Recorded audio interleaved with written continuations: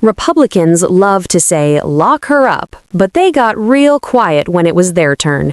Congressman Al Green just said what no one else would. If the law matters, Kristi Noem belongs under investigation. Back, and I recognize the gentleman from Texas, Mr. Green, for 5 minutes of questions. Thank you, Mr. Sorry, Mr. Chairman. Can you hear me now? Is it? The microphone right there.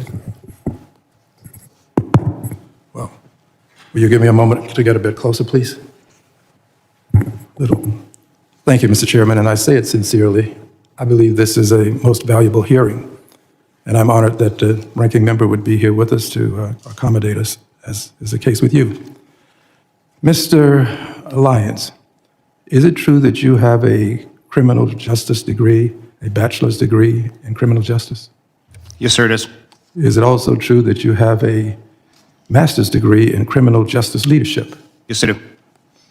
And would you, as a professional with 2 degrees in criminal justice, indicate to us that if an officer commits murder, that officer should be prosecuted?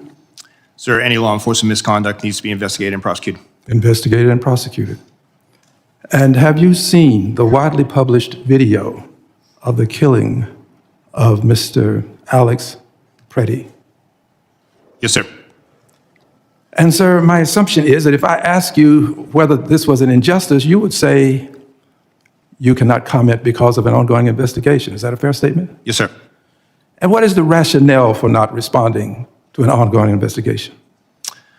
Sir, I don't want to impede or prejudice the investigation. No, not this one. Any, as in your profession now, but any investigation. What's the rationale? Not this one, any. Same for any investigation, sir. I don't want to. You would not want to. I don't want to bias or put my finger on the scale of any investigation. You'd not. What's the rationale for your not testifying about it is my question. I don't understand your question, sir. What does the law say? What is the rationale? What harm would it do if you testified? Because I don't have the full facts of the case yet, sir. Exactly. That's what I expected you to say. You don't have the full facts. Thank you. And I assume you would agree with this, Mr. Scott. Is this true? Yes, sir. And Mr. Edlow, you would agree?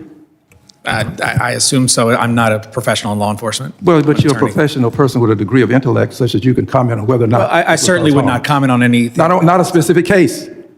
We're talking about now any case. Would you agree that it would cause harm for you to testify before there's an investigation? Certainly without having all the facts. All right. Surely you would agree. Which brings us to Secretary Noem. Secretary Noem accused Mr. Pretti of brandishing a firearm while wishing to inflict harm on the officers. Secretary Noem. Same rules that apply to you apply to Secretary Noem. Accused this gentleman, Mr. Pretti, of brandishing a firearm.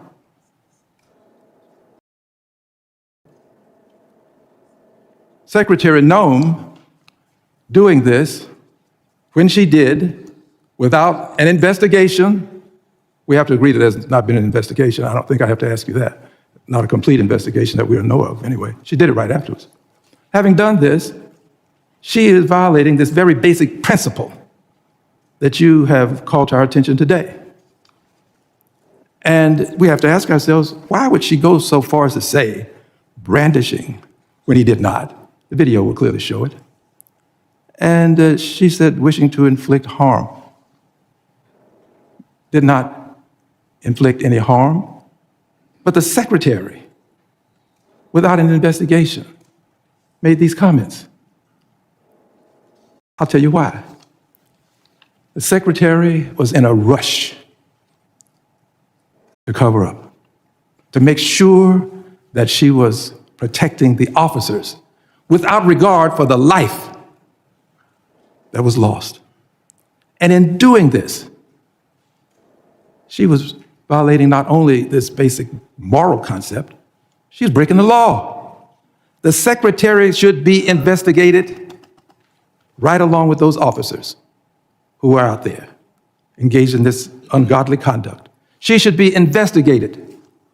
And in my opinion, based upon my observation, secretary should not only be investigated, the secretary should be prosecuted right along with those officers. This man did not brandish. This man was not armed. This man did not attempt to hurt those officers. They should all be prosecuted. And you, persons associated with the Trump Gentleman's time administration, say lock her up. I say lock her up. Gentleman's time has expired. I now This moment wasn't political theater. It was a legal reckoning. Al Green walked into that hearing armed with nothing but the facts and the Republicans' own rules, and he exposed the rot in real time. Here's the trap he set, and they walked right into it. ICE officials admit, over and over, that they can't comment on the killing of Alex Pretti because there's an ongoing investigation. Fair enough. That's the standard. That's the rule. That's the excuse. But then comes Kristi Noem, who didn't wait for facts, didn't wait for evidence, didn't wait for an investigation. She went straight to the cameras and accused a dead man of brandishing a weapon, a claim the video obliterates, a claim even ICE now hides behind silence to avoid defending. Al Green made the hypocrisy impossible to ignore.